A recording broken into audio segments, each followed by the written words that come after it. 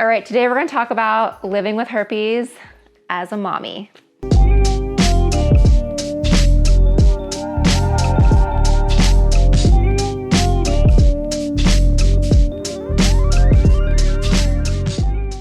Okay, I know when I was first diagnosed with herpes, the first question I had to my doctor on the phone was, can I be a mom?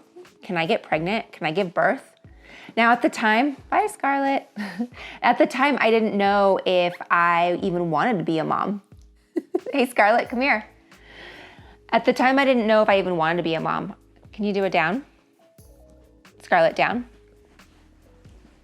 I have 2 children. I have a dog and I have a toddler. Anyways, at the time, I didn't know if I wanted to be a mom. I really didn't. I wasn't sure. I was only 28 years old. It wasn't on my radar. But to have that ripped away, to have that decision made for you was really scary. So I didn't want that taken away. So let me fast forward. Obviously, you can see I'm a mom. And there's a couple of things you want to talk about. When you are pregnant, so the baby's in utero, there's nothing you need to worry about as far as transmitting herpes to your baby. It's skin to skin, not through bodily fluids. So the baby has to come in contact with the infected area, and that's not gonna happen in utero. So being pregnant is not a fear at all. Sometimes it is a little bit of a concern if you are diagnosed at the very end of your pregnancy, just because it is a lot of stress on your immune system, but it is not, it's not a concern. I would recommend getting on the same page as your doctor. Some doctors are gonna feel comfortable with vaginal births and some doctors are not. So you and your doctor need to get on the same page and figure out what is the best thing for you, your partner, and the baby, and what your doctor feels most comfortable with. I had a vaginal birth, and what my doctor did is he put me on the valacyclovir, which is the antiviral. I think he put me on it at like 34, 35 weeks. The last few weeks of my pregnancy, where are you going? Bye. The last few weeks of my pregnancy, he put me on that.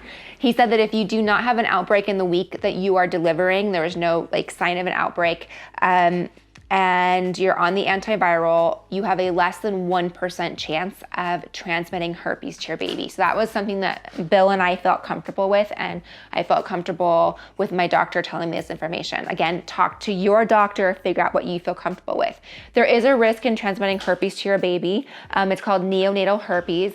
It is something that happens in 1 to 5,000 deaths, or 1 to 7,500. There was like a variant in that number.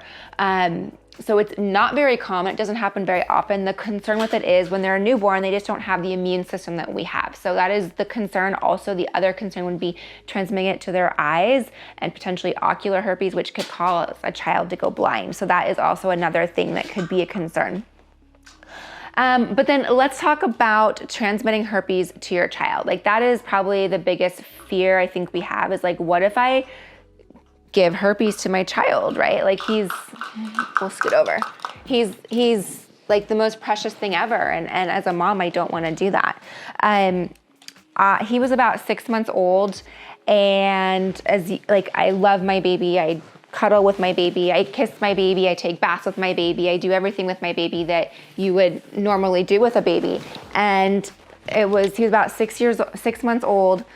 We were at the beach with some friends. We were going back to their house to get him bathed, get the sand off, have dinner at their house. And I like that. And so anyways, I gave him a bath, zipped him up in his little onesie, and I'm kissing his belly button as I'm doing that.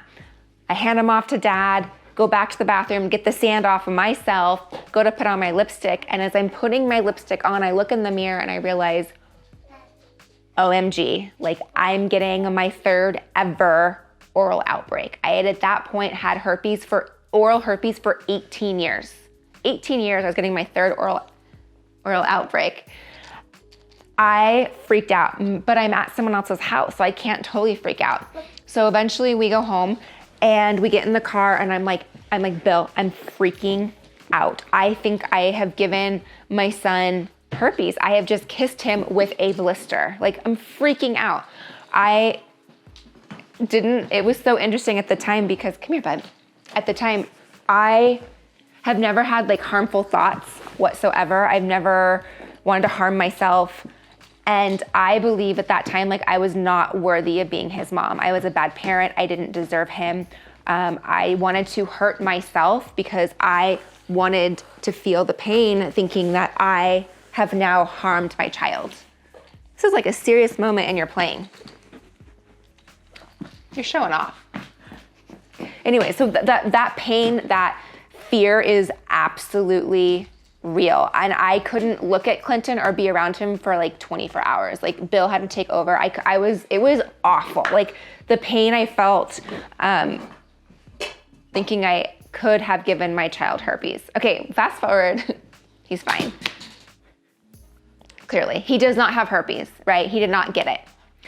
But I understand that's a fear that we have. Like I said, I take baths with him, I cuddle with him, I kiss him. And here's why. I feel that the harm in not showing my love, my affection, doing the normal things that we do as parents with our children would actually cause him more harm in life. It would teach him not to show affection. It would teach him to be very standoffish. I think it would be really weird. Come here, Clinton. I think it'd be really weird if we weren't sharing sips or bites, or he likes to give me his bites of food. I think that would be really hard on him long term. So I personally feel, Bill feels, we all feel that the harm long term of not showing my affection with him would be extremely harmful. Now, can I give my son herpes? Yeah, I can. It is possible. But here's the thing, I'm not the only person in the world that has it. There's 7 people that are in his life on a daily basis. Of the 7, 5 of them have oral HSV1. Okay, so here, let's say I'm his mom, not kissing or hugging or sharing or doing any of these things, and he picks up a drink from someone else or he kisses somebody else. Here I've not been hugging my child, and then all of a sudden he hugs someone else and gets it, or he can't get it from hugging, but he kisses someone else, or he goes to kindergarten and picks up a juice box from a kid that has an oral outbreak, or he's on the football team, at varsity of course, and drinks someone else's Gatorade and gets herpes. Like, these are things that can potentially, he kisses his first girlfriend and gets herpes. These are things that can absolutely happen, and I can't protect him from this.